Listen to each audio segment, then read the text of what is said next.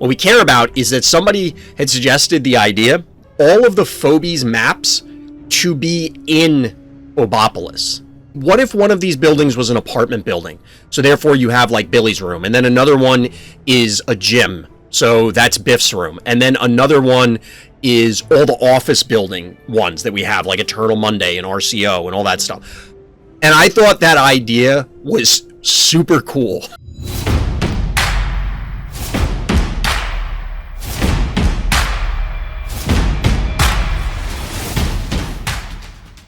Welcome back, everybody. Welcome back. It's Sunday night, and we had a bit of a shorter countdown this time because we need to get into it. We got a lot to cover tonight. Hopefully, we can get everything done that I have mapped out. We'll see if we can pull it off. Quick aside, everybody, before we get into the actual content, I was accepted into the Phobies Content Affiliate Program, the content creator program, you might call it. Shout out to the Phobies team, and thank you for that. But the reason I'm telling you, everybody out there, dear viewer, dear listener, is to let everybody know that I do receive some compensation from the Phobies team as a result of being part of that program. Now, I loved Phobies before, and I still love Phobies now, and I expect I will still continue to love Phobies in the future. So look forward to more Phobies content coming from Random's Thoughts. So now, on with the show. We're gonna start out, see if we can get through these. I did get to do the ones for Fright Night offline. So these are all going to be regular viewer game reviews. So here we go. First game review of the evening. This is coming in from Saxy, our hero here showing up in the blue trunks on Crypto, whereas our bad guy, of course, is assuming the orange position, and we get a murder wing start on this, which is a little, well, maybe not a little out of the ordinary, maybe pretty out of the ordinary. I don't mind it because it does give a lot of flexibility. The problem is that you can't really reclaim any other points with this, or claim any points, not necessarily reclaim, because if you go to the center, an opposing murder wing will come in and meatball you, and you're dead. In this case, we actually see a Gesundheit, which I think our orange player probably assumed that our blue player knew.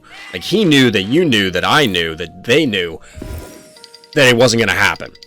So instead, we get a 2-1-1 opener with Cat, a newly dead, and then, of course, here's the murder wing. Now, the murder wings here are 5 and 5. So they're actually even, but of course, remember, especially at the low Phobie levels, the stim makes even more of a difference, you could say, because while it's not 340, which I think is what my stims give on the maps I zone into, the difference is you have lower health pools. So that extra 300 damage may go a little bit farther. But we saw a bank after the murder wing to 6 keys, and our blue player actually is going for erratic, which is a little surprising, especially this early in the game. But something this big and dangerous can make somebody panic. It's a little strange to be doing it at this stage because, as mentioned, the newly dead is here, and it's going to be difficult to eliminate this thing. It's going to be a few turns before our blue player can actually clear out the little pieces. So, for example, like, there was no need to meatball here. Maybe there was. Maybe this thing had enough damage, or enough health, rather, that even on the stim it wouldn't be able to do anything. But we get the reposition from the erratic, and we get the jar, which will eventually end up on the stim. Problem is, we don't have a... Oh, it looked like Phobie's just going to crash on me momentarily. Looked like my PC was not happy about it. But we don't have the meatball to shoo away the murder wing. It kind of just goes away on its own, which is a little odd. I mean, I guess, given the position, the murder wing plus the erratic could have threatened it. And we get the jar sliding back around. I feel like this is an indecisive move, swinging the jar back like this. Now, you do get the erratic to reclaim this point. It is a small map, so although it was 3-0 panic point advantage, so a bunch of damage came through, you don't have a ton coming through now. You have a little bit of time. Hey, Swervy, what's good? How you doing? Welcome. So we get the murder wing sliding back up, and we get a Jin Sting follow-up, and now our orange player, although they're banking 2, is locked in their 5 Phobies. I'm not real sure why they advanced the newly dead here? Because it's going to die, and now the Murder Wing should be able to go in and get back out. Plus, it got splashed onto... It might even be able to stay. Yeah, it makes more sense to leave. Now, that being said, this Murder Wing still should die. Because you could dive with your Murder Wing, or maybe not die, but you could position it, like, say, up here, and then the Jin Sting here, and kill it. If our orange player wants to do it. I don't believe... Yeah, the jar doesn't look like it'll be enough. It'll be 760. It'll be just shy of Meatball plus jar to kill the Murder Wing. But, that again, that dive would necessitate bringing in the Jin Sting. The Jin Sting would be exposed to double erratic hits. It could get hit by the other Jin Sting. But we get an aggressive Jin Sting just getting all up in there. Get the bees action going. Not quite enough here. This is weird. This is... Oof. It's about to get messy. If Saxy here notices this, it's about to get very messy. So why is it going to get messy? Well, the erratic can clearly kill this and then splash onto the jar, and then you can light up this opposing Jin Sting. Now, the erratic has to sink both hits in order to kill those, but that is 2 very dead Phobies. And the follow-up here is what? You're just going to have to pull back as the orange player. Now, you do have a panic point advantage. You're advancing this Unbearable. The Unbearable could position itself up on the top point so that way you can cover the bottom, which looks like that's the game plan. And we get the retreat on the Jin Sting, who is healthy enough to escape, but it's going to be sitting there on that healing spot for a few turns. So we get your favorite and mine, Sheep and Gas, coming out to try and answer this erratic. Now, it's going to have to saunter into the teeth of this defense here. And I'm not sure that that's going to happen. Now, we're running low on keys for both players. And we see a Sheep come out as well as, I think this is Boom. This is Kerbloom. It's the pushback one, which is notable. We'll see if the pushback comes into play. But presumably, this is just going to try and recap the point, and it'll end up dying. Now, out of our orange player, we do get the Gravedigger pop here on the obstacle. At this point in the game, sure, we'll go with it. So we get a reposition from the Sheep. I appreciate that the blue player here is being patient about this and not just diving in. So we're gonna get some bees action going down. The problem is just like before, we see the Jin Sting in range of the opposing Jin Sting, just this time it's the other way around. So we get a retreating bees, and actually the Gesundheit leaves? Huh. So this could have been a dead Jin Sting. You swing the Sheep down here and kill it. Then this hits it twice. You probably would have lost your Sheep in that exchange. This is not a super high level Sheep. This is a level 5 and only has 1500 and change health. So the problem is if you could zap it twice, then you hit it with a jar that moves, and then possibly your own Sheep. So I guess this is fine. You know, you can't really do this safely. And this is preventing the Sheep from hitting more than one thing.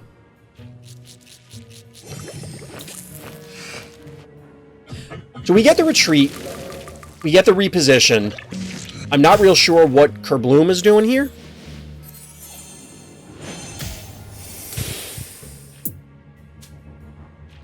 YuKay. I don't know if this was an arena game. I didn't check beforehand, but I'm not sure why this is sitting here. I mean, maybe...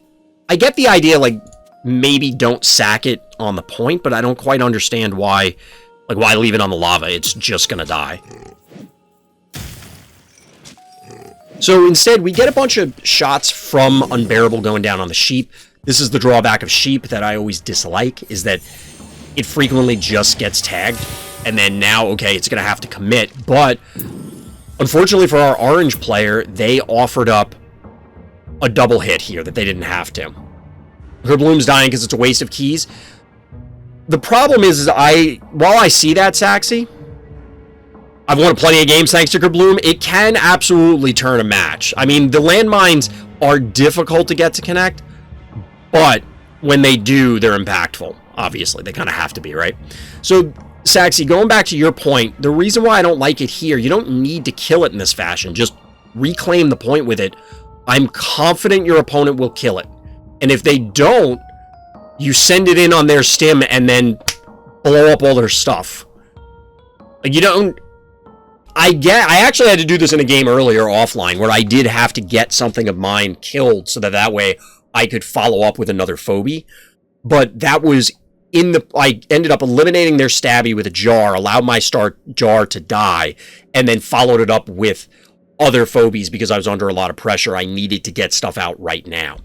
Parking the Kerbloom on here doesn't solve anything for you. And in fact, you would have been in a significantly better position if you were 2-to-1 panic point advantage. Actually caught it live? Nice. We're starting a little early tonight. Normally I don't start this early, although I said that all weekend and we have. I'm going to get back to a normal schedule next week. True, I have no idea why I did that with the Kerbloom. I feel like I had to make horrible plays multiple times in this game. That's okay. We all make bad plays. It happens. But that's why it's important. My beginner tip video will be coming out soon. I'm in the process of editing it. But one of the things is review your games. Spoiler alert. But anyway, we see the opposing Jin Sting go down. We get the good hit here. Like this, I don't understand what the Gravedigger even came out for to begin with. But positioning it here was just inviting the sheep. Since the sheep didn't die, it now has to go in to do something. So now it's getting a double hit and kablamo. Yeah, if the trade makes sense, then the self-death is useful. Exactly, Swervy. Yeah, you want to do it profitably. Here, it just doesn't really get you anything of value doing it that way. Now, that being said, because of the opportunities offered up by our orange player, I think you're in a pretty good spot. Yes, you're down panic points. Yes, you're under a lot of pressure. But you control one of them, and there's basically no way they're taking this back anytime soon. So you're not taking an enormous amount of damage. You can wait and pick their team apart. Like here, this Bees is great. Okay, the jar finishes it off. I was going to say, I'm not super enthusiastic about this, but at the end of the day, you're body blocking the sheep because, well, actually, this could... We'll see what they do, but the Gesundheit should kill your Jin Sting. The sheep can come down here and connect, but then it's like this weakened Gesundheit, which will die to either of these, and this Gravedigger that's going to die, like, you're in a pretty solid position.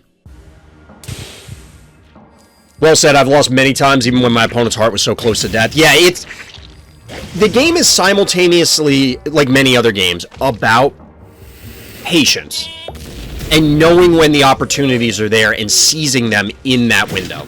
Calculate at the end, I'm fine no matter what. Exactly, Saxy, yeah. I think you're fine here. Like, it's very difficult. I don't even know what your opponent could have done. The sheep hit there was crucial.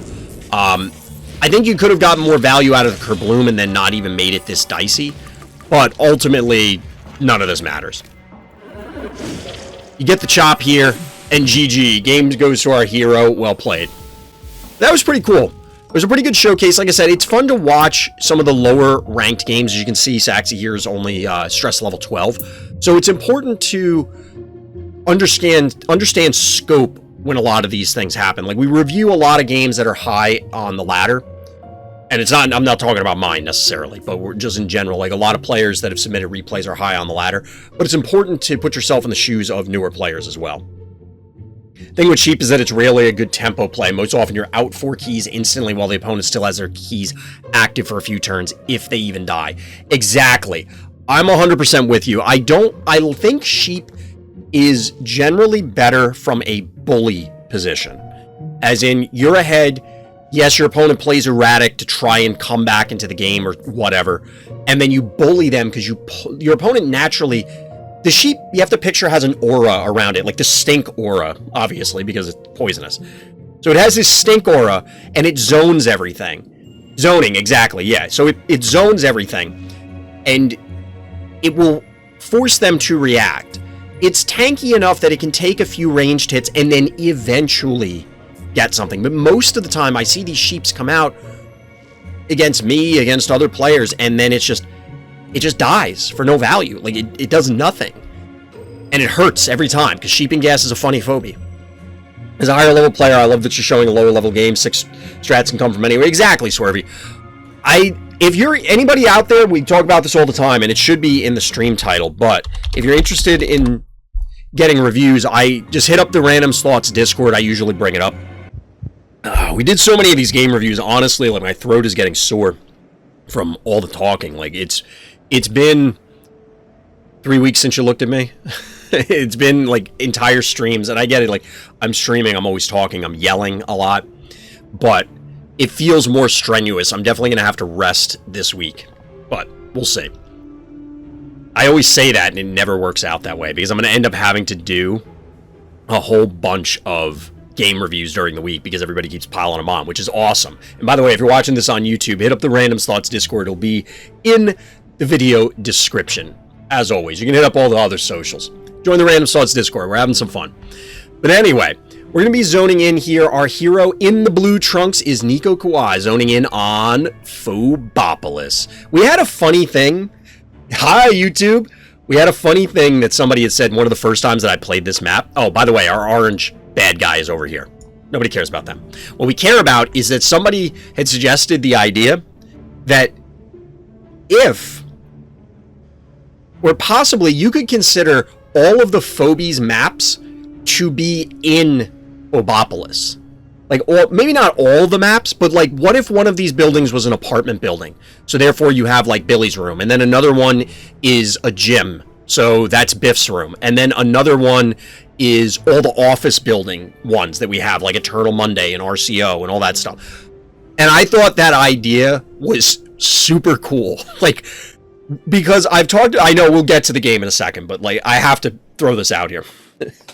And what's funny is, I wonder how many people on YouTube, you'll have to let me know down in the comments, YouTube, if you actually hear this part in the game, whether you are listening to this part or you're skipping over it because it's a game review and you don't care about me breaking down games. But, I've talked about on like Eternal Monday and stuff, if we assume a Phobie was like the size of a cubicle, it's like, wow, that's a really big fly. Or what is the toe? Or what did AWOL come off of? Because it's something's toe. Or, oh my god, Henrietta is an enormous spider, because it's the size of a cubicle. But now, we're talking about every Phobie is the size of Godzilla, if we assume that these buildings are human-sized buildings. Like, scaled to a human, not like the building is a human size, which, that would be weird. I guess this is a miniature city then, which would then play back into the Phobies are more the size, like half the size of a cubicle. I don't know. You should make a video on sizes? Wait, what are we talking about? That might not be my sort of content. I know what you mean. I know what you mean. But anyway, we get a fairly standard opener out of our blue player. Fairly standard opener out of our blue player. And then we get a appropriately retaliatory response. Or appropriate retaliatory response. Yeah, tough to get that sentence out. With the same thing. That leaves our orange player, though, with 7 keys, which means that some big nasties could be coming out to play. Now, we do see the Henrietta advance here in order to try and soften up this Maggie. Will it actually kill the Maggie? I guess technically it will, but realistically this is going to take like 7 years. We get the invade from the cat, all pretty normal, and we get a Stairmaster follow-up. I don't mind Stairmaster here.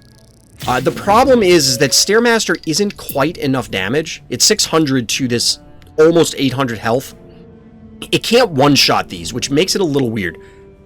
No beard size tier list? I mean, is there a tier list for beards? I'll have to think about that. Yeah, actually, there definitely is. It isn't necessarily based on size, but, I mean, bigger beards generally win, right? Anyway. Maybe I should make that a subscriber goal, right? Beard tier list. But anyway, in the meantime, we see the usual exchange going down here. Nothing too abnormal, which is part of the reason that we're kind of screwing around. I think for a lot of these games, when until we see something abnormal that really catches my eye, maybe we'll just have a little bit of fun in the beginning of the game. But we're seeing some fairly standard Phobies come out. We're getting some Gin Stings. We're getting some Stairmasters. But we don't quite see the eliminations on some of from Orange on Blue's Phobies. Instead, we say Orange claiming a whole lot of panic points. It's now 4-to-1 panic point advantage, and being a big map, that can be very dangerous. So, appropriately, Our blue player sneaks the cat up here. It's going to end up going down to poison eventually, and this jar. So we get some reclamation of the panic points. And some reclamation of the panic points, and we get our first lobber showing up. It's big old Mount Crushmore. Now, this is a level 4 Crushmore, so it's not super high level. You didn't really check the levels of these. We got a level 8 Gin Sting. We got a level 8 Stairmaster. I kind of wish the default is that it pulled the card up too, or had the level on the bottom part. The level isn't a relevant statistic when you're playing the game, so I understand minimizing clutter. This may be a concession to mobile, but it would be nice in replays that if that were there, just so I don't have to like click and click and click and click and click and click and click. Like I just want to click on one thing. My finger's getting tired. Anyway, we got a Blinky, which is pretty cool. We always got to be happy about Blinky showing up. It's those beautiful eyes. Spends a fortune on contacts, though. It's rough. You hate to see it. You hate to see it. But anyway, we now have a blue panic point advantage. Our orange player has elected to retreat from... Okay, this is worth talking about. Blue player, the orange player elected to retreat from the lobbers and the Maggie. And the Maggie could have gone down. There was the potential for an invasion here, like the Stairmaster swings around, get hits from the jar, and then the Crushmore, and then all of a sudden you have a dead Gin Sting, and you can't necessarily back it up and punish them for it. You do have 6 keys, so it's possible, but it would have gotten dicey. But we do see the Crushmore block going down. You love to see it. You get the Construction Brothers. Shout out to all my Constructicon Transformers fans. My favorite was Scrapper, personally. Although Bone Crusher had the coolest name, right? That feels like a Phobie name, Bone Crusher. That's got to be a Phobie at some point. Here's the question, YouTube, tell me. Let me know in the comments. Is Bone Crusher going to be an undead Phobie, or is it like an anti-undead Phobie? Let me know. Anyway, so we see the block go down here. I do actually really like this play. It's going to take time, especially since this Stairmaster isn't already in position to hit it. So it's going to take time to light it up, and it's going to buy our blue player time with control of these panic points. Now, they can't, unfortunately, blue that is, invade on the other panic points all that easily. But, as mentioned, the tempo gain is going to be valuable. We'll see how they leverage it, though. One of the responses from our orange player is to try and use this somewhat trapped Stairmaster to burn this down and bring about their own Crushmore. Now, I do like the jar swinging down here. I like the jar swinging down here and getting pot shots onto the Stairmaster. Now we get a break here and a Gin Sting invade. I'm not going to lie, I'm getting like an enormous amount of deja vu with this game. Almost to the level that it feels like I already talked about this game. I don't know if we saw something identical in a similar, like another game on this map. But in the meantime, we get the jar moving up, we get the Quagmire follow-up. If Bone Crusher kills a Phobie with the ability to resurrect, they instantly die without becoming bones. Makes sense. Makes sense. I could see it. Seems very thematic. But we get the Maggie and the Stairmaster, as well as the Gin Sting repositioning. Do we get any takedowns here? We, in fact, do see a takedown here on the opposing Phobie. And a reposition from the jar. This is a clutch muffin here. This is a clutch muffin. How healthy does this get? 234 to 833. Okay, that's not spectacular. That's not spectacular. Because this thing is still vulnerable if our orange player wants to invade. If our orange player wants to invade. We'll have to see if they elect to do it.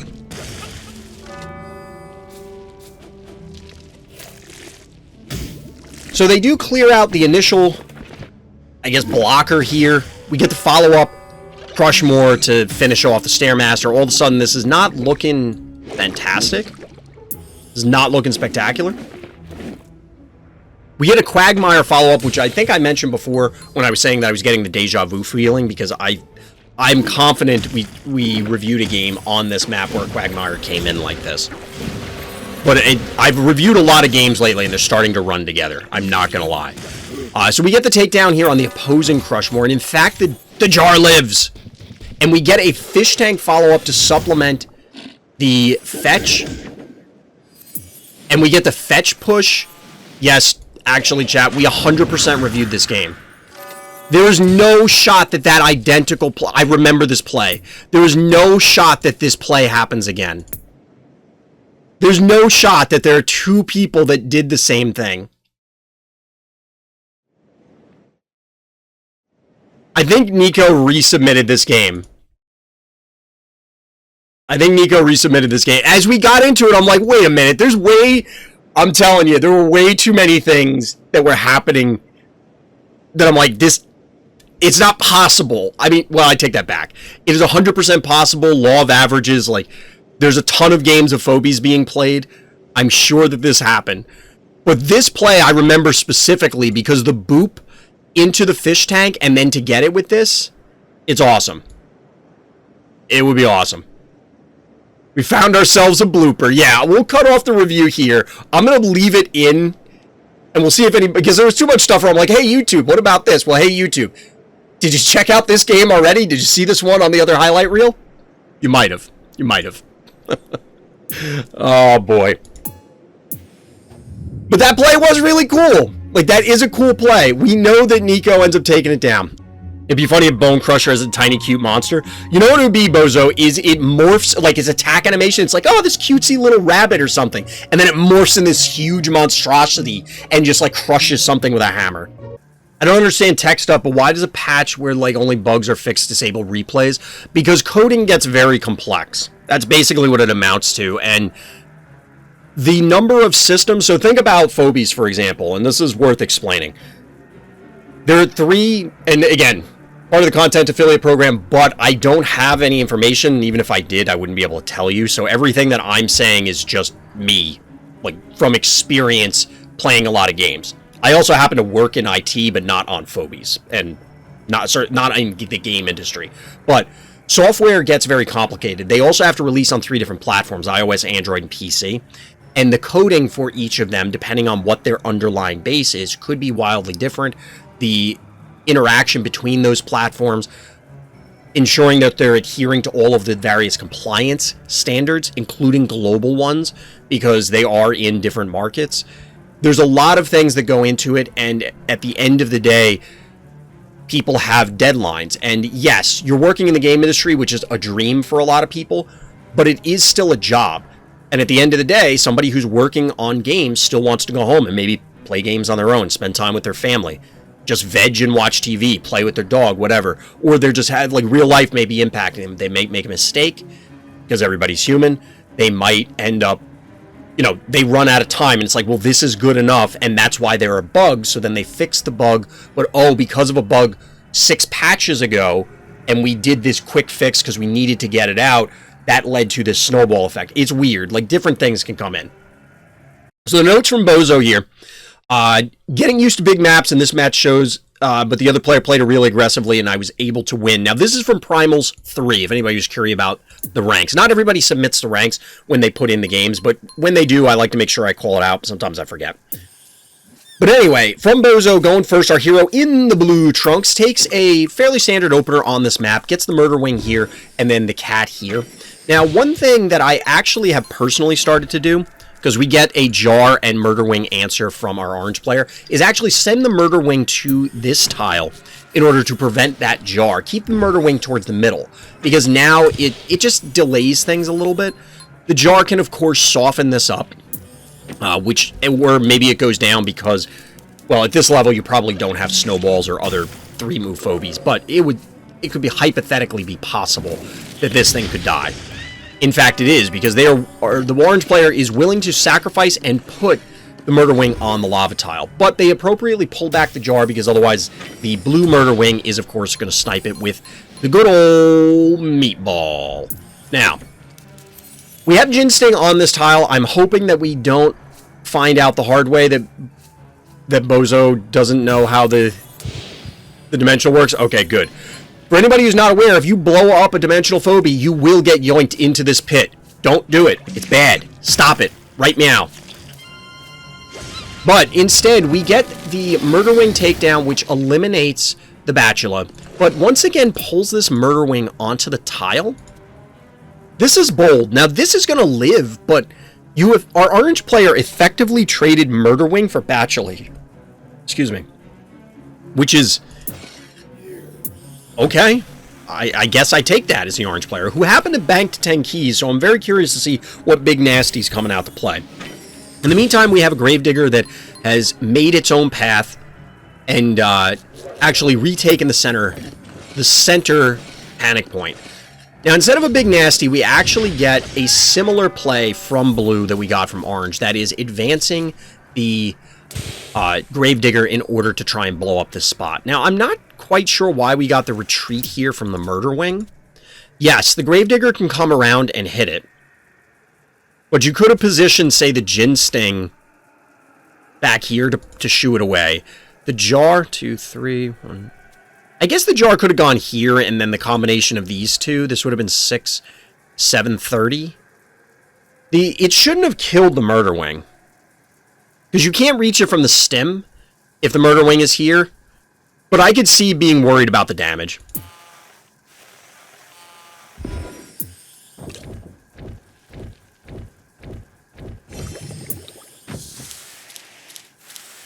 So, in the meantime, we get some follow-up with a Woolly Bully and a Baby Snake. Or Baby Snakey. I'm not sure that this is necessarily what you want here, but we do get the Gravedigger opening here to open this block. I've been seeing more of this in a lot of games, and I'm not, honestly, too big of a fan of it. It's fine, but not spectacular. I don't know. Maybe I have to try it. But it does allow something like this Erratic that just showed up in order to, or allow the Erratic to control more of the board, because it can actually then target the center as well as this other tile. Now, we do get the Invade on this Gin Sting, which is kind of expected, and I kind of see this going down. We get, wow, the Clown even comes in. But the Jar is hanging back. The Jar hangs back to stay on the tile, and it's gonna die to the Stairmaster. That being said, the Stairmaster could go down to follow up plus the Bow Mangles if our orange player wants to do it. We do get also, of course, the power down here onto... it'll let me click on it. Onto the Gin Sting, which is only able to do damage now because it's on the stem. But we get a little Bees action into the retreat. Erratic splashing onto everything. The Baby Snakey, despite being fairly tanky, is on the lava tile and is in fact going to go down to this Gravedigger. So while there's a panic point advantage going to orange, blue is picking stuff off, and I like what's happening here. Now the Stairmaster, as mentioned, could be fairly vulnerable here. It's not going to get booped by the fetch before we go talk about the sheep that just appeared. But the combination of this and the Bow Mangles will spell a dead Stairmaster. This map, I found, is, like many others, centered on trying to control this center panic point. But if you're able to just pick off Phobies like this, kind of left and right, I think you just take that and you go with it. Like, this Invade here feels unnecessary. We, of course, get the Stairmaster going down. So, technically, our orange player will probably be plus keys on the whole exchange. But they accepted a bunch of damage early on that Murder Wing, and similarly, they're doing the same with Bachelor here, who... this Bachelor is just going to die to the lava. Again, we're not saying this is Sum of All Fears 3. This is not highest competitive play. It's just it's interesting watching some of the lower rank games in order to determine, well, what are the priorities here, and what can you pick up, and what are the maybe some cool plays that can be found. Now, speaking of cool plays from Bozo, we do see the classic challenge play. Gets the kill here, which was not necessary. Because, again, it would have died to the lava, that Bachelor. And then you don't have to worry about taking damage on this Gravedigger. In fact, it would be back one space and would be safe. And now the Woolly Bully would have to come in and stand on the lava to do anything.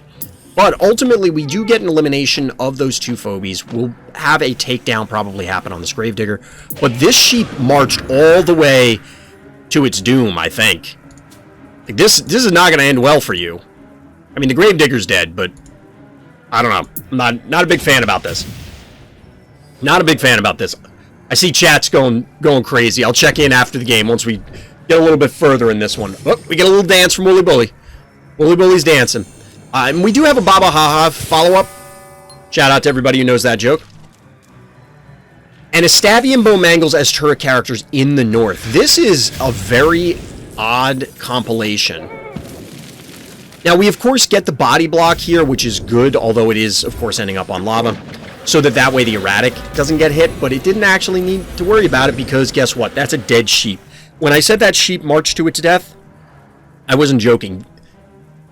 There have been a few errors from our orange player that are, and I don't mean this to be exceptionally insulting, but they were absolutely head scratchers on the positioning. It felt very much just rushed play, like, oh, I gotta do this, I need to have this happen. And then just either hitting end turn too quickly or waiting until the last second. And ultimately, our blue player is able to capitalize on it and get a whole bunch of takedowns and a variety of kills that probably didn't need to happen. So we get a power down on the sheep with a Scritch follow-up here. We're a little over halfway through the game. But now you see the real nastiness happen. And that is erratic actually on the stim. Now, the erratic is vulnerable to 2 hits from here, 2 hits from here, and Scritch, even at level 7 here, pushes 560 damage. It's a fair amount. And then, of course, possibly a single hit from the Wooly Bully. So it's not damage to be ignored, given that this is only a 1900 health erratic. This thing could very much die if our orange player recognizes it. And chat's pointing it out additionally, we didn't target, for some reason, as the blue player, didn't target the Bomangles. It would have resulted in more damage. This is max health for the erratic, so this could have been a priority to just soften up Scritch, specifically. But you would have also gotten Splash onto the Baba Yaga. I'm a little confused. But we do see Scritch go down onto the Bomangle, so we're going to see a very dead erratic momentarily. 2-hit KO on the clown, though, before with the splash. Exactly. I'm trying to find defenses for the way it played out. I know I said I was going to check in with chat later, but I happened to catch those out of the corner of my eye. So in the meantime, we're going to see a takedown, presumably on this Wooly Bully. See some more damage going down on Baba Yaga. At this point, because the heart is exposed, I mean, it still has 6,000 health. I was going to say the heart, it's been a few turns where our orange players had a panic point advantage, but it's only been a 1-0, or effectively a 1-0 advantage, because it's 3-2. Oh no, not like this. I guess this is an okay trade. You know, you don't hate this trade. And I guess you didn't want, like, you could have possibly killed the Baba Yaga with the Bomangles. Because for the life of me, I cannot figure out how pulls and pushes work. I legitimately cannot tell you whether it would have ended up in the pit or on the lava. The default direction is what? Pulls enemy 1 tile in. But does that mean this way or this way? I don't know. So we end up seeing the Stabby go down, which is a fair trade for the Baba Yaga. It's definitely a key positive trade for our blue player. But then we see Bozo the Clown over here go down to the opposing Bozo the Clown, aka Bomangles. And at this stage, we need to have the invasion, yep, here it is, from Quagmire. We're out of keys on both sides, so it's Bomangles and Scritch versus the rest of this team. Now, the sheep is deciding that, the hell with you guys, I'm going to go heal. Fair. And the Quagmire is sturdy enough that it should be okay. Emphasis on the should. But the Spider is positioning so that way it can go take down the Scritch. It's a pretty high amount of poison. That being said, this Scritch is very, very close to the healing spot. And instead elects to just back off regardless. Because it really isn't the Spider that's the threat. It's the Murder Wing here. Because the Murder Wing should come in, drop a meatball on somebody's head. Okay, there's no meatball needed. It's just that. Now we see panic points going blue, and suddenly it's Scritch staring down a whole bunch of other Phobies. Not an enviable position, if I can say that myself. Now, the Scritch is going to try and heal. Does it matter? Probably not. Probably not. There's an argument that they could, like, try and control our blue player's stim and push damage. But realistically now, we see a whole lot of blue panic points. This damage is going to equalize very fast. If our orange player ever tries to go in, they're just going to get annihilated. We should be seeing everything getting closed out in, roughly about 2 turns. Roughly about 2 turns. We get some slaps from Quagmire, get a little meatballage, maybe even some sheep and gas going. And shout out to Bozo, GG. Yeah, there were definitely mistakes made on both sides, but I think it was fairly well played, all things considered. And I think that our blue player definitely took advantage of the openings that were provided by the orange player. There were a bunch of keys that were just kind of offered up on a plate, and if you're hungry, you're not going to turn it away, right? Down goes the orange heart. GG.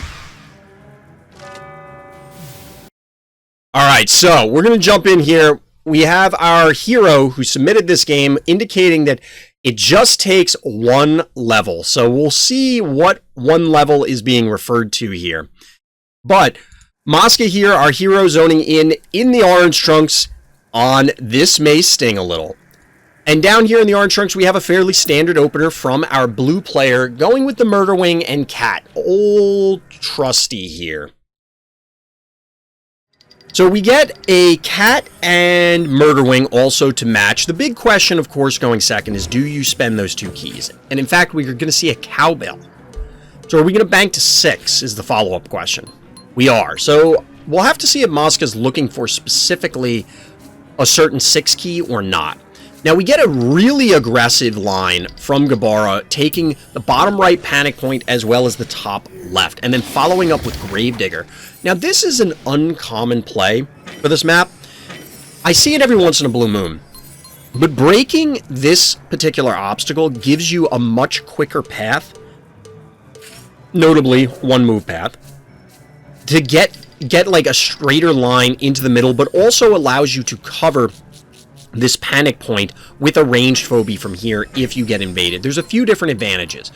We'll see if the Gravedigger comes into play later, but in the meantime, we have a Hematic Morbies coming out, and is hopefully going to come in and do some funny stuff for us, because I love the Gin Stings. They make me laugh. But we get a follow-up Pterodactyl, and we have the beginnings of the Armada here from our blue player. Pterodactyl's a common one on this map. Obviously can get across the Abyss tiles. Any of the flyers are going to be advantageous. Now we see the Cat invade, gets a pot shot onto the opposing Murder Wing, and we get the Gravedigger mimicking on the orange side as the blue player's Gravedigger acted. Now, we're banking to 7, so we may end up seeing a Pterodactyl from our orange player as well.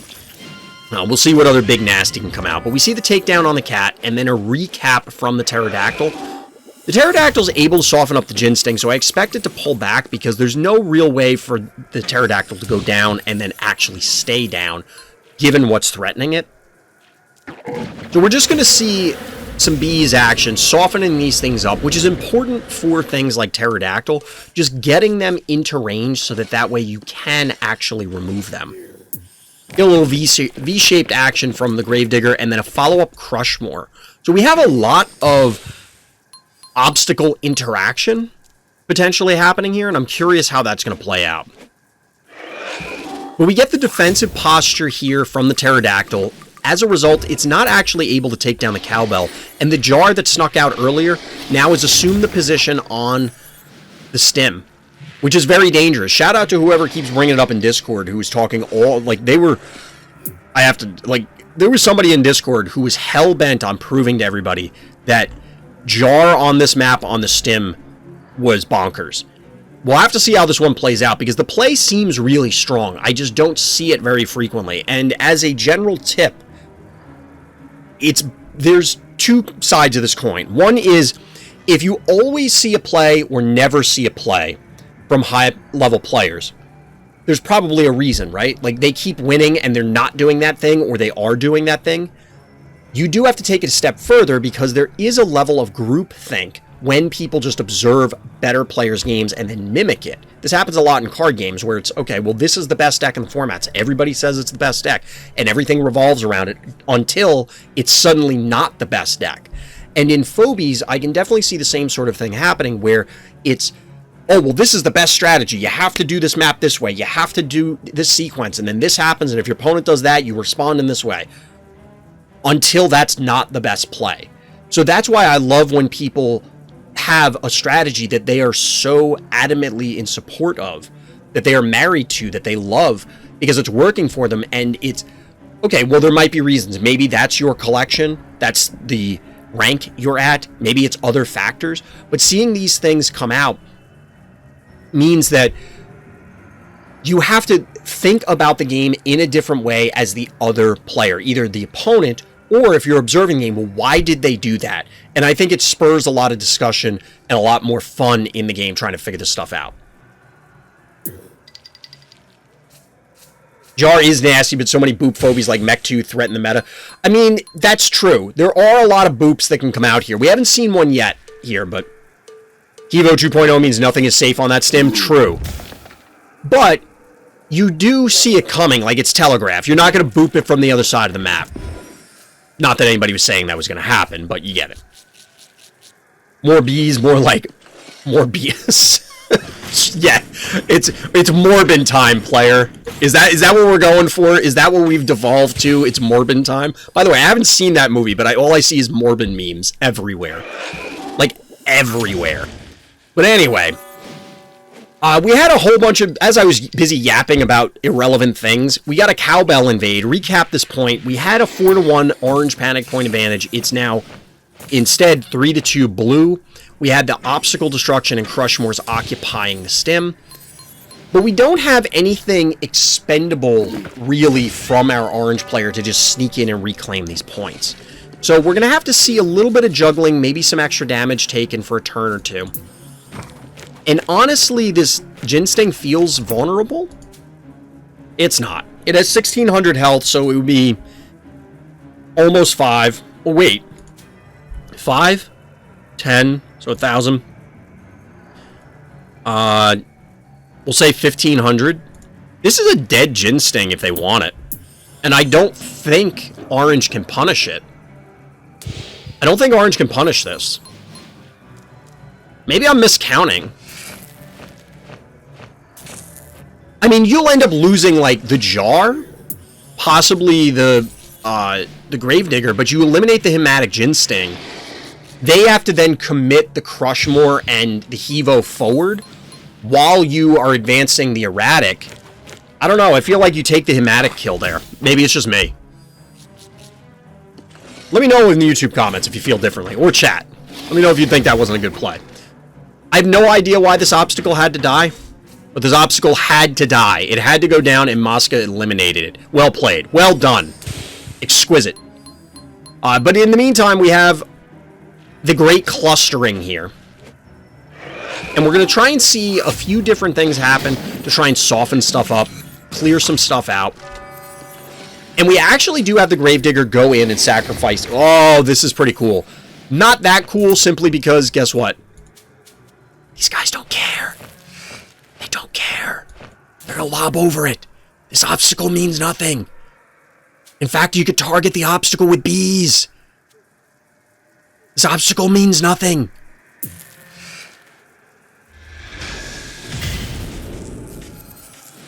But we do get the cool play of dropping the obstacle so that way we can get splash onto Hevo. So that may have actually been the play that they were going for, which is kind of cool.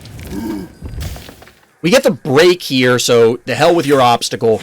We now get the elimination onto the Gravedigger, repositioning from Hematic Jin Sting. And once again, I feel like this is a dead Hematic Jin Sting.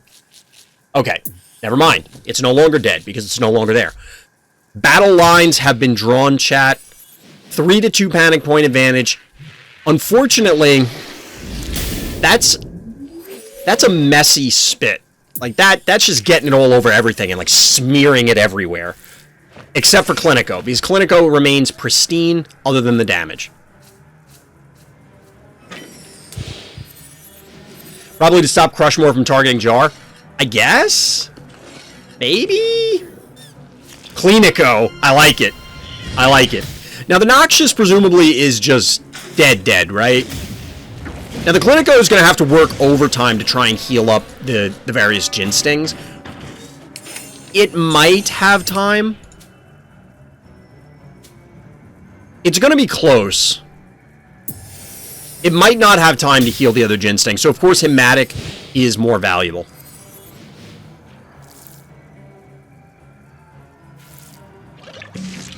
Now, the Orange Gravedigger reclaimed this point to try and stem the bleeding a bit, because we do have a whole lot of panic points that were blue temporarily. But at this point, we're kind of just picking off various Phobies here and there from the blue team. Noxious, I don't know, I really liked Noxious for a while, but I'm starting to sour on it because, at least in this scenario, that seemed like a really great spit. But what are you going to get out of it? You traded Noxious for Gin Sting and Murder Wing, maybe. Because it's possible... I'm trying to click on the Clinico. That was a bad time to pause. I think this dies? No, it won't. It'll actually be able to tank the poison. Never mind. I was looking at how long it was lasting, assuming that it was going to be enough damage. But the Gin Sting, I think, is going to tank out the poison, and then... you just heal it. So as long as you don't let it get touched, it's fine. So our orange player's playing it appropriately, patiently. And we get this long line of Phobies here. I'm not sure why Erratic is retreat. Okay, Erratic's just switching positions with the sheep in order to dodge the advance here. Because of the jar, it's very difficult for the sheep to connect, and I don't really like the sheep answer from MOSCA here. It's not the end of the world, but... I guess the Murder Wing was going to die anyway, so whatever. Couldn't reach this point. We get the panic points flipped back into Orange's favor. We continue the standoff. Continue the staring contest. I mean, ideal targets for Noxious would be undead, and secondary targets would be dimensional. The only undead he hit there was Gravedigger, so not ideal. Well, he hit the Murder Wing also, but yes, point taken, Roxbridge. It seemed like a really juicy hit simply because there were 5 Phobies clustered, but ultimately, yes, it was deceiving. So we get the heal down on the plain old Gin Sting. We get a sheep hit on Erratic and Pterodactyl, which normally I'm not a huge fan of, but this is acceptable here. Because it's going to soften it up for something to hit it later. Because there's such a... and let me talk about this, because I always talk about why I think sheep is not good as an erratic answer.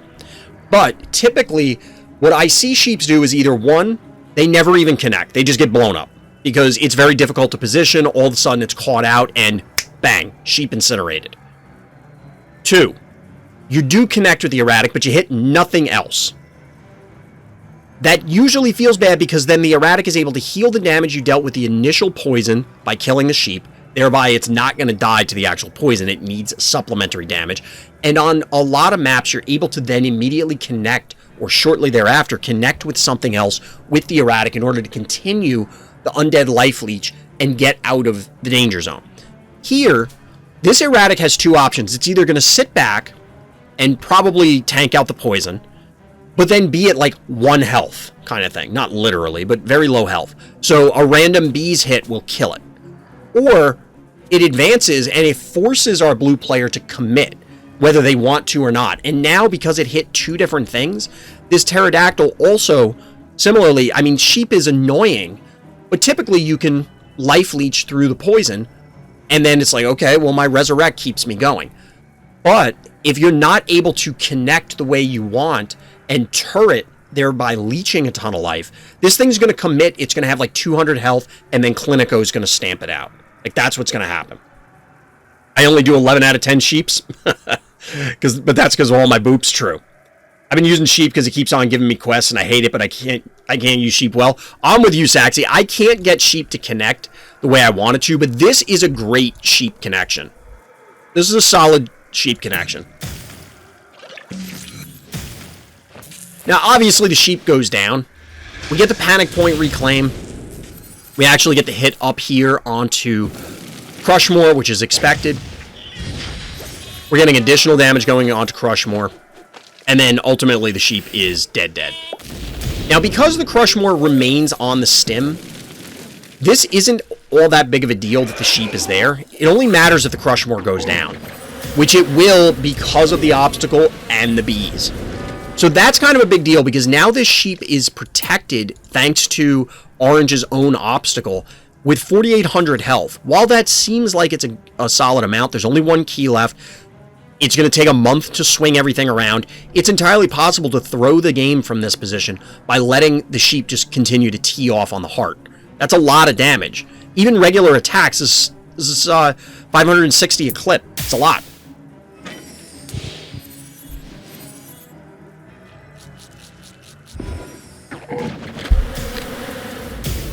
However, we do get a great bees hit going down onto the erratic, microscopic, and of course, the pterodactyl. We get the elimination because the lava, like this is, look at this is beautiful. Just immediately sweeps the team away. These three are going to get annihilated. Oh, and by the way, this ginseng is also on the lava.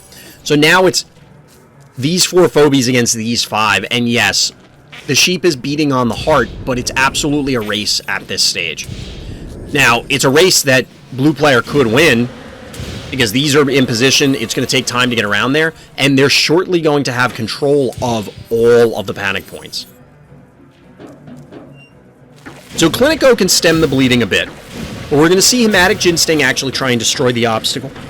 I'm sorry, I have the hiccups. Evo finish it off, and now we have the turreting Ginseng able to light up the remaining forces. And just like that, it's Sheep and Jar, and a 2100 health heart. 2100 health heart.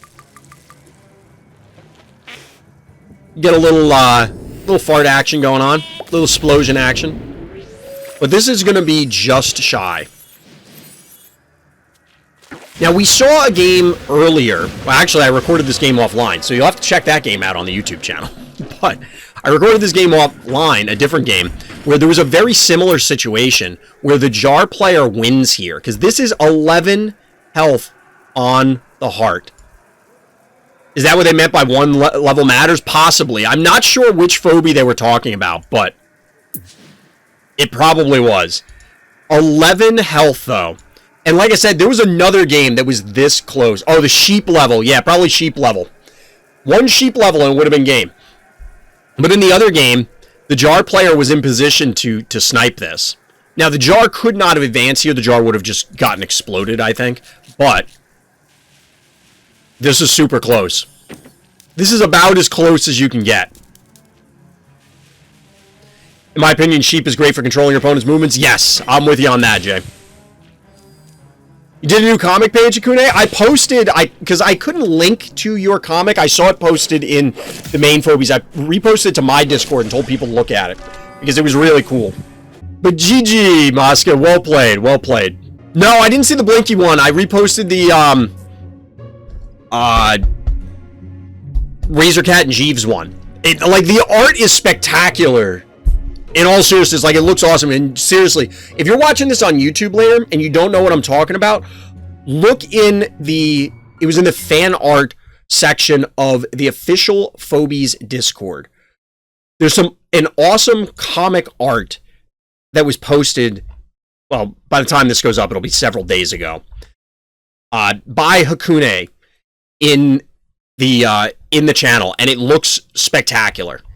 It looks spectacular, because we were talking about Phobies comic books the other day on stream. And somebody took it to heart. Check Blinky, I will. I still use sheep versus erratic, but the higher rank I get, the worse it feels, and worse they play around it. Well, exactly, Roxbridge. It feels like it's not too easy, but it feels like you need a better play than sheep in order to fight it. I had an enemy Phobie survive on 1 HP after a dive the other day, posted in Discord. Yeah, it feels good when you're on one side of that. It feels real bad on the other side. We are back on Phobopolis. Our hero over here in the orange trunks is YuKay, versus our bad guy here in the blue trunks, Zozo. So what do we got here? What kind of game are we looking at? There aren't actually any notes to accompany this game. as to what the outcome is, but we get an early Cottontail. You love to see it. Actually, I don't. I'm not a huge fan of Resurrect Phobies right off the bat, but it is a Jackalope, so I'll make an exception here because I love me some Jackalopes. And we get a Hevo. So far, nothing too out of the ordinary. This is kind of expected. It's also kind of what's becoming standard openers here in order to try and rush towards the middle and then claim it. Both players, well, whoa, that doesn't seem good. I was going to say our orange player seems hesitant to try and claim the middle because obviously the Henrietta or something could have done it. What I'm a little confused by here is, yeah, I think this is just dead, isn't it? 354? No, it's not. Okay, so this will live. It lives! Unless there's a jar follow-up. A jar will get this. There's the jar. And that's a dead murder wing. That's just a donated murder wing. Not a huge fan of that one. But we all make mistakes. It happens. So that does put our orange player in a hole. They banked to 7, followed up with a stabby. I'm not real sure about the stabby. That's a little strange as well. And we get Erratic, who, while I do love Erratic, I don't necessarily love him on this map. I just got Henrietta, but I don't see myself using her over Sock. I think Sock is better, for the most part. I think Henrietta is a little tankier than Sockassin, but I'm not sure. However, Sockassin's poison is just way better, right? Now, in both cases, most of the time, the poison's irrelevant, but I don't know that Henrietta's tanking that many more hits to make a huge difference. We're bringing it up because chat is talking about the single keys here. Now, nobody wants, it's like reverse magnetism here. They're pushing everything away. No desire, and oh man. Another key donation here. Donation of 2 keys specifically. That is the Cottontail goes down. We are getting the Erratic into position. Obviously, that cat's not long for the world. But we do get the cool block, this time going the other way. We've seen blue players on multiple occasions, and in some occasions seeing it multiple times, block this spot down on the bottom. But we get the Crushmore here as the block from our orange player, and we get a follow-up Noxious. Now, given the clustering here on this map, excuse me, these hiccups won't go away. The clustering on this map, Noxious can put in a lot of work. Like, even here, it's going to pop over and be able to poison all of these. And it's going to be very difficult to actually cure the poison. So we see exactly that. Now, the problem is this Noxious is almost assuredly dead. Now, they don't choose to poison the Stairmaster, which is interesting. Now, the Stairmaster, of course, would be the easiest to heal. So I kind of get it. And we also get the advance into the opposing sheep with the Erratic here. What level is this Erratic? This is a level 8 Erratic. The sheep lives. Henrietta's tankier? Yeah. Sock is easy stuff and brush off. I guess. I don't know that the tankiness is that. I mean, yes, it matters, but the poison is also pretty much irrelevant on Henrietta. Like, it's basically nothing. We do see the dragon go down. The poison continues, but I imagine that this stabby is not going to remain poisoned unless our blue player doesn't care. A little hydrate action. A little hydrate. So we get the takedown down here. We get the sheep removal. But the problem is that this Erratic is now poisoned. But, as mentioned in the previous game review, this is part of the reason why I don't like the sheep hits. So this sheep hit, right? But this Erratic is full strength, and now it's in range to actually chase all this stuff down. Now, I'm a little surprised that they didn't just elect to kill the jar, because now the jar can escape. But it's low enough that maybe it doesn't matter. Oh, that's why, because they're able to finish off the Hevo. Fair. But this Erratic can aggressively position and either lock down that top quadrant for a while, because you don't want to just commit into it even though it's dying to the poison, or the blue player has to commit stuff into it and thereby extend the Erratic's lifespan due to the life leech. But we do get the Clinico coming down. We do get the Clinico coming down. We get the elimination on the Stabby here, which leads to a dead Jar. And honestly, our orange player feels like they're very much in control. There are more keys on our blue player side for which get invested into a Jin Sting. But the forces on our blue player side feel kind of anemic at this stage, comparatively. Oh no, insult to injury, look at this! You'll love to see it. If you, of course, you're the Crushmore player. If you're not the Crushmore player, you are pissed right now. Hurry up and group them back. We'll make a wall this erratic can't. Oh, yep. That didn't quite work out that way, Roxbridge. So we're trying to see the demolition of the walls that were constructed, but it's going to be a while. Now, admittedly, it's only a 3-2 panic point advantage. This game is absolutely going to be decided, or seems like it's going to be decided by Phobie punching rather than heart punching. But speaking of heart punching, we do get a Cerberus.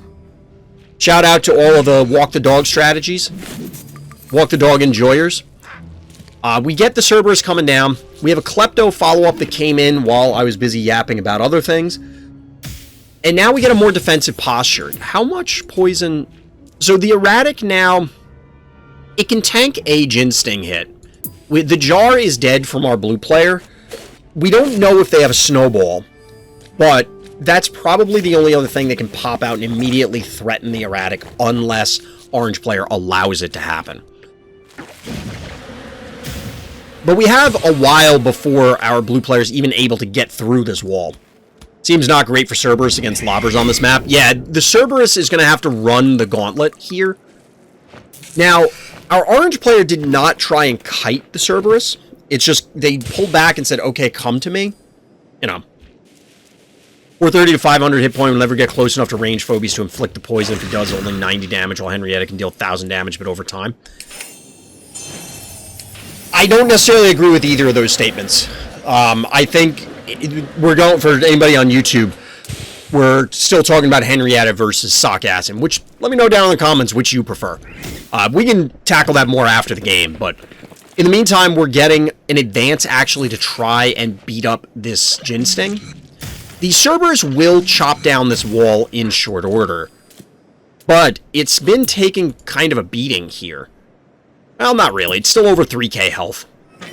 Over 3k health. And then also while I was talking to chat, this Crushmore wheeled its way all the way up to the top to help with this advance onto Jin Sting. So we do get the advance, but look at this. This is a sea of orange here. All 5 panic points have been turned orange, mostly due to that invade, and of course the bullying down here. We get the leap onto the Jin Sting, although that doesn't matter too much. I mean, there's going to be some bees action going down. Get a little splash on the Stairmaster. This is such a dominating position for our orange player that, I mean, this invade might be ill-advised, but I don't even know that it matters. I mean, we get the kill down here on Stairmaster. The Jin Sting doesn't care.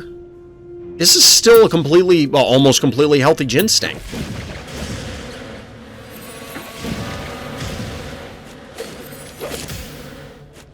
Wait, how is the Cassowary still alive? Yeah, the Cassowary seemed to have done some work.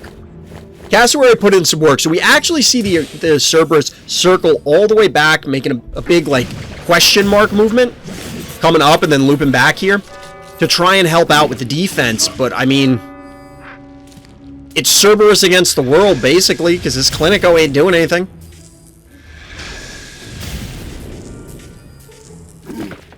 I mean, yes, the Cerberus will be able to connect with something, maybe. Maybe it dies here.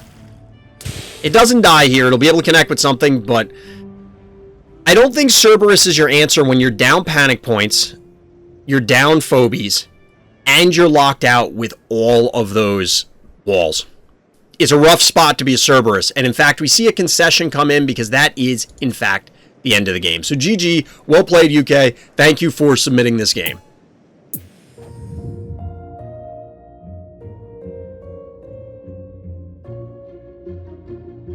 Yeah, the Cassowary put in a lot of work over the course of that game. Cassowary put in a lot of work over the course of that game. Cerberus needs very specific scenarios, and I feel like Cerberus just doesn't work on big maps. I mean, Luffy would probably know better, but I think Cerberus doesn't work on big maps because it just takes too long for it to matter. And if it does work on a big map, I have to wonder, would you have won if it was literally any other Phobie?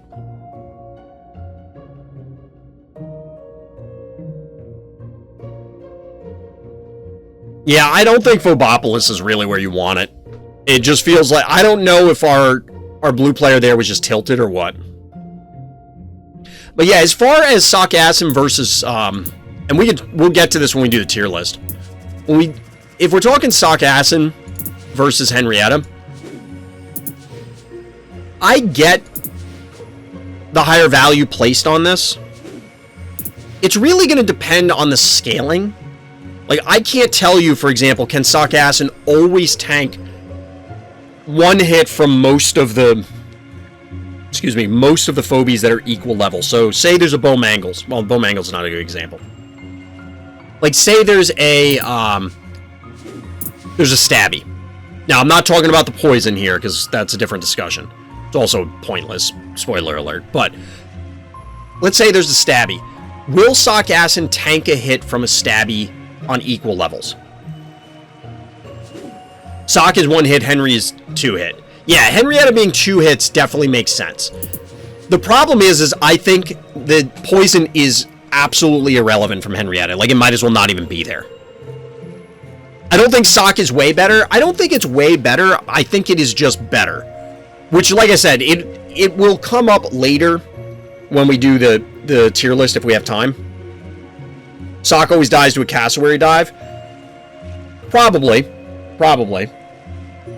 Whereas Henrietta will tank one of those. I mean, Henrietta never dies to a meatball or a dive. Fair. And that's the big decision point, is like, how many times do you need it to be able to tank a hit? And from what does it need to tank hits? When we're talking about early game stuff, like you're just capping points, you're kind of assuming they're both going to die no matter what. But this is one of those where I have to see them at the same level. Like, this is a level 7 Cowbell, 676. This is a level 1 Henrietta with 650. I don't know, like, how those relate. Oh yeah, the problem is poison sucks. Like, poison as a mechanic is bad. And that's part of the problem. Is that poison is just not very good. So it doesn't matter that the poison is better on Sarcasm. It only matters that the health and the damage. Because the poison's maybe going to tick once. Anything more than that, your opponent was assuming the Phobie was going to die anyway, so they don't care.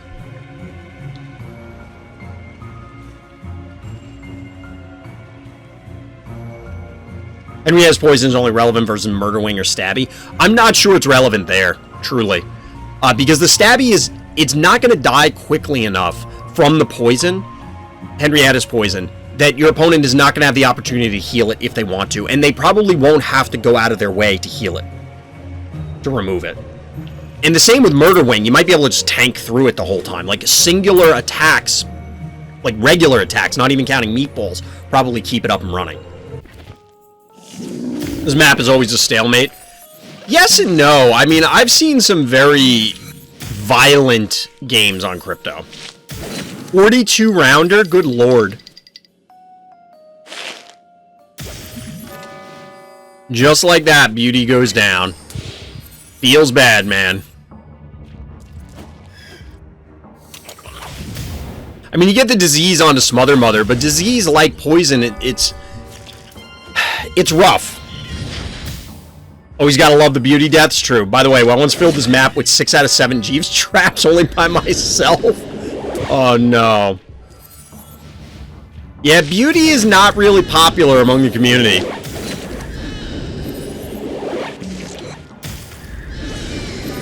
Dead Smiley. I mean, Smother Mother may be diseased, but this thing has 1300. Wow. Oh my god, what level was that? Smiley! 555 damage from disease? Holy crap.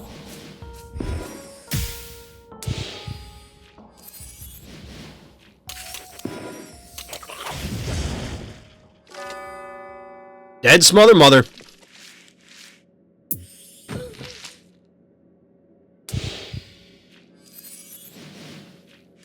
Just buy Venus and plant your traps on their traps. They cancel out. I mean, that is an option. If you can predict where their traps are. Which, honestly, I was thinking about this earlier. Are traps way better in async than they are in arena? Because I don't know about anybody else, but I was playing some async games earlier just to help up my count for the week. And it's like, I don't remember anything that's going on in 90% of these games. So, and one of them, somebody had traps, and I'm like, holy crap, I have no idea where these traps are, because I don't even remember starting this game.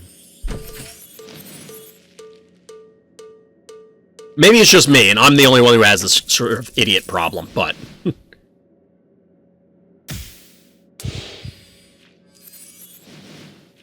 This is ridiculous. There's still 3 traps on the board. There probably won't be any more, but still.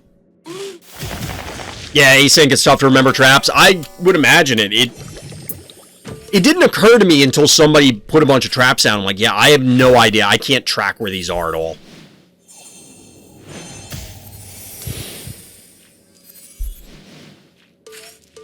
But apparently there was a trap on the enemy stim and I missed it. Async with traps is for sure annoying, but you can always check the game in progress by exiting if you care to. Yeah, I guess. That's true.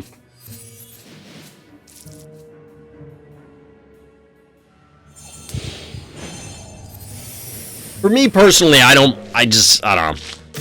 I was thinking about it today as I was doing weird stuff in async. Like, I was just kind of doing things that they definitely weren't great plays. I just kind of wanted to try stuff to, you know, for the sake of it. And if I lose the game, I don't care. Because I'm not really invested in async.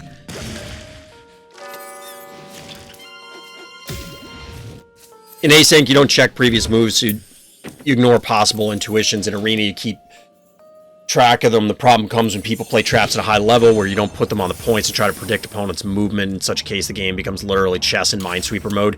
Yeah, it gets real complicated real fast. So I don't know how Orange wins this. Not saying they do. But I just don't see how they get out of this kind of thing. Unless they've laid 85 traps with their Venus.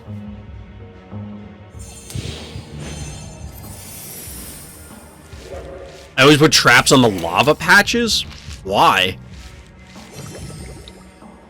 I almost never see anyone set foot on them unless they're forced there by a boop or a pole.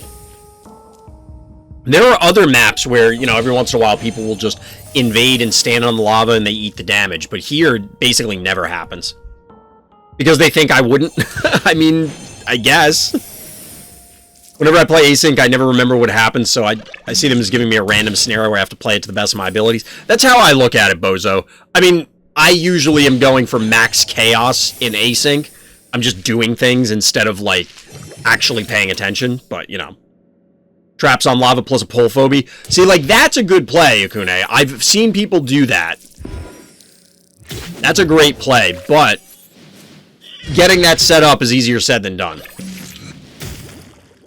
I'm a normie and spam panic points. I think that is... Like, if you can get multiple uses out of your trap phobia, or you think you're going to, that's one thing. But taking the easy damage on the panic point, I think, is probably the appropriate way. A little hydrate. Pole phobies in Venus seems to be pretty good, yes.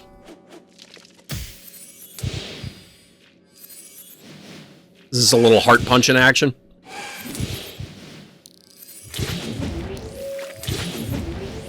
In fact, it is. Shout out to all you heart punchers out there. So easy to get unexpected kills on big phobies, yeah. It's funny because unexpected is probably the best way to describe it, but if there's a trap phobia on the board, is it really unexpected? It's like, my opponent's going to get me, and there might not be much you can do about it. On this map, I feel it's common to get out 5 to 6 traps. I haven't seen that too often, to be perfectly honest, but it's interesting to hear that, because seeing or hearing about these different games, like the experiences are so much different than mine, but part of that is driven by the variance in collections, where like if somebody hits a trap Phobie early and they just do a lot of traps, like they've leveled it up, that's what they know how to do, you know what I mean? So they know how to set all the scenarios up. All right, Chad, we got one more game review, and then we'll figure out what we're doing next. I wouldn't mind observing some more high-level games. Honestly, I'm kind of tired tonight. I also wouldn't mind moving into the tier list. We'll figure it out. You let me know, Chad, what you would rather do. I learned that if players rush Venus or Corn, you have to push aggressively. Yeah, you want to try and do that. Oh, this is your game, Swervy? All right, cool. On this map, oh, we saw that. Always pull out Corn Boy since I don't have any other trap Phobies. I'm not a huge fan of Unicorn.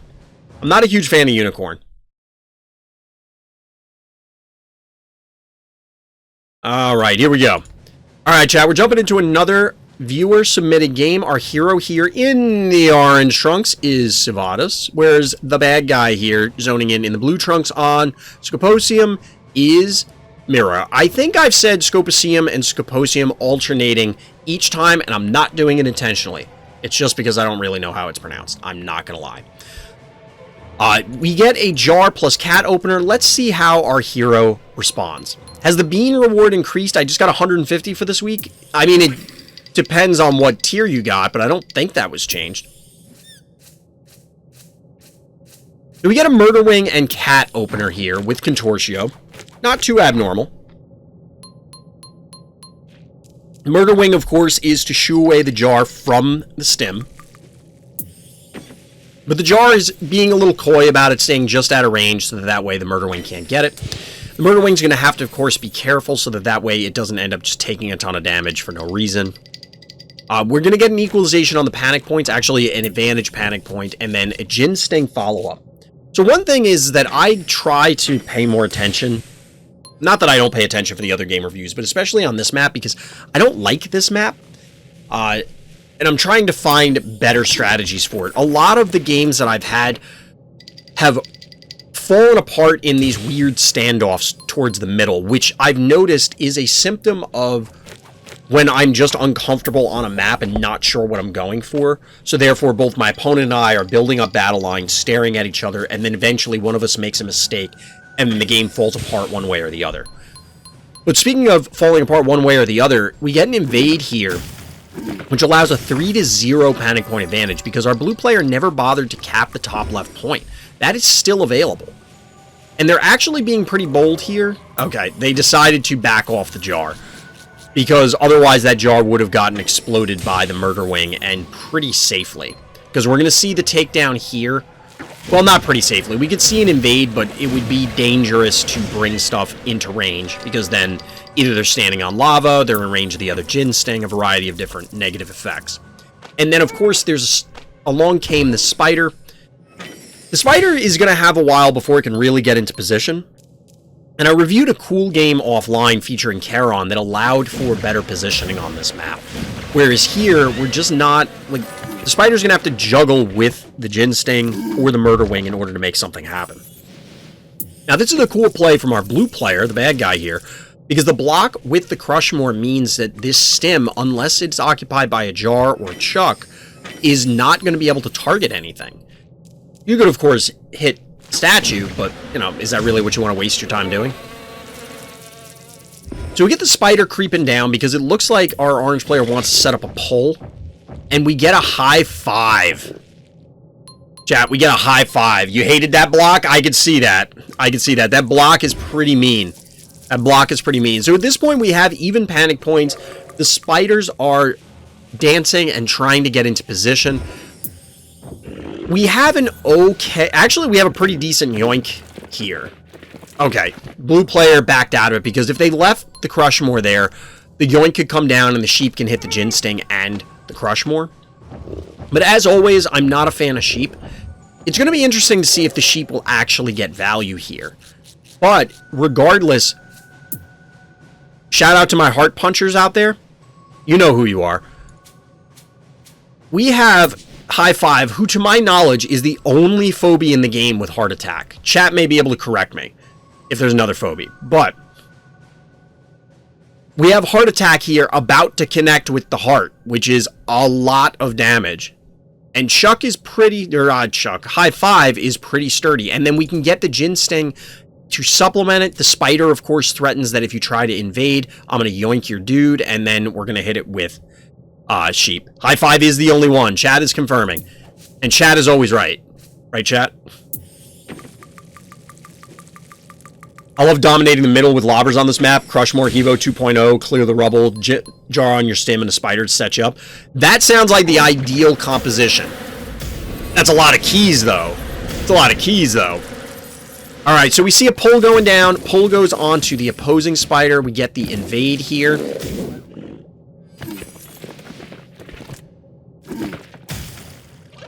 This seems strange. I want to rewind this turn, because this is a kind of a head scratcher to me.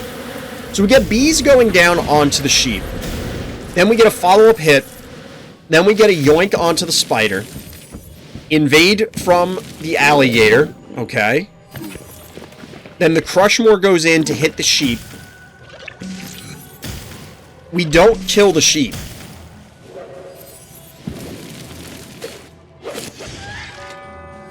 We do get the Murderling. So, wait, can Gonzo do this on the turn he comes out? No, there's a one-turn lock, because I was going to say, why didn't they summon the Gonzo and buff the Crushmore, but you can't do that.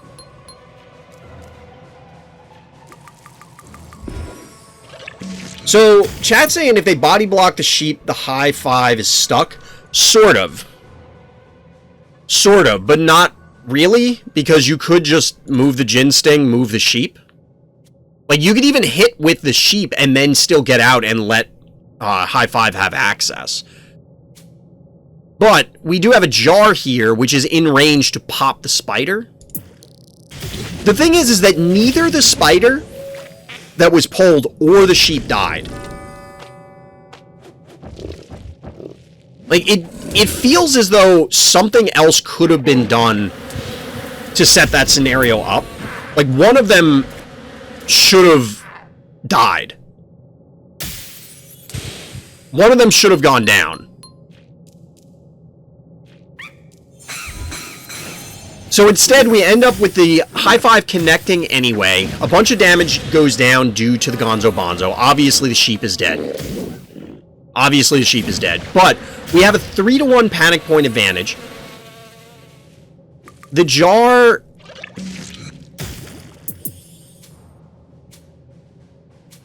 Okay, the jar would have been just shy of killing this. Wow, we have 2 power-up Phobies. We have Scritch and we have Gonzo Bonzo. This is losing for Civ. Yeah, I left the sheep there so they couldn't block High Five with their own Phobies. Yep. So we get the High Five going down on the heart. I mean, 1,800 health here. This is a lot. This is a lot of damage. We get a Klepto follow-up. We get the jar poke in the heart as well. We don't have a panic point advantage for now, but we will momentarily if we don't get an invade from the stabby. Now, the Gargle's follow-up is interesting. I'm a little surprised that it didn't stay here, but I guess Sivadas was assuming that stabby was going to go up and cap this point, which would have been the appropriate play. Like, stabby has to go take this point up here. Okay, Scritch does. Something has to. That's the point.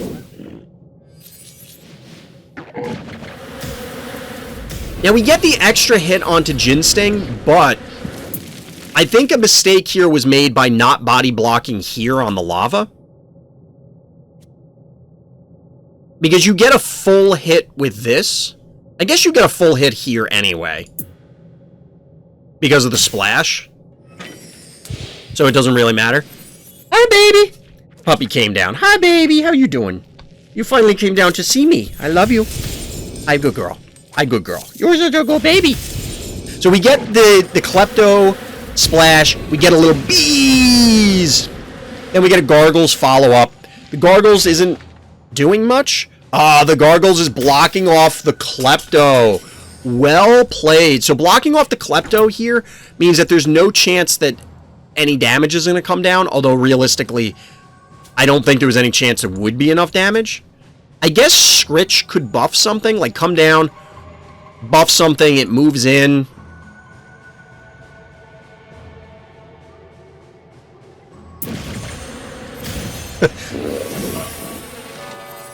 Yeah, it's now a meme, Jenna. I'll explain in a second. But yeah, this Klepto is safe, but appropriately... Well, actually, I take it back. Incorrectly... Does this cost them the game? Oh, okay, there we go. They moved the Crushmore out. I thought our blue player was going to leave the Crushmore there momentarily. I'm like, come on, you can't do this. Get a little meme action up top. And then we get the finish here. So the Crushmore needed to body block here. You needed to vacate the heart so that the splash wouldn't happen. But you had to body block the lava there. And I think they might have had enough to get there at the end. We'll have to... I just want to look at that because that game is so close. Yes, the gargoyle does not behave like an actual obstacle. Gargoyle is super weird. Gargoyle does not block line of sight or line of targeting either, because remember, those are two different things in Phobies.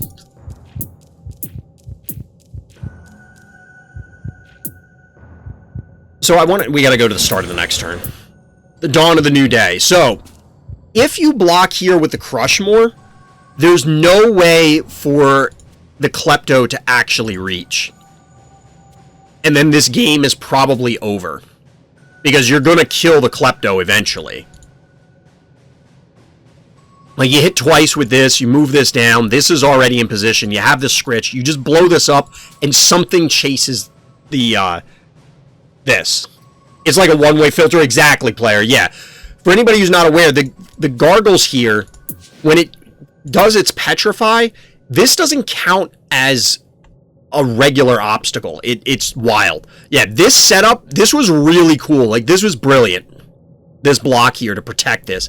And then, ultimately, this was just an error by our blue player. They needed to put somebody on this spot. They needed this here. Maybe they couldn't get someone in range to cover this, and that's why. I'd have to go back a few more turns. But, like, they needed to cover two of the panic points and never move something off of it, and then not be near the heart, and occupy all the spaces where Klepto could be. They probably, honestly, thought that Gargles was functioning like an obstacle, because chat was confused as well. And I think that it's not really clear based on this. It's not really clear based on the description. I wonder if there's even a way to block everything. Yeah, so if you put the Crushmore here, you can't stand on the Gargle spot, but you can pass through it if you are the Gargles player. But yeah, the Crushmore goes on the lava here. Then Droney caps a point. Well, that's what I'm saying. They needed to do other stuff. So, like, the rest of this turn...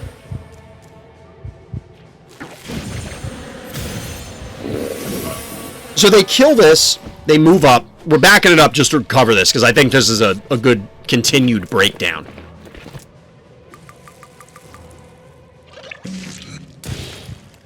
So the jar didn't have to hit the heart. Like, that's pointless. The Stabby can't reach, but the Stabby could have stayed on... Like, so Crushmore blocks, the jar stays where it is, or the Stabby goes where the jar was, and Scritch stays up in the top point. Or move Gonzo, yeah. There were other things that could take this bottom point. You needed somebody to stay on the top. It could have been Jar. And then the Scritch could come down here. Yeah, they could have gotten it. But the plays by Sivadas were actually really cool. And that was a really exciting end. We've had a few of those games this weekend where they were all really, really close. That's going to do it for tonight. So as always, everybody, thank you for listening. Thank you for watching. And Black Lives Matter.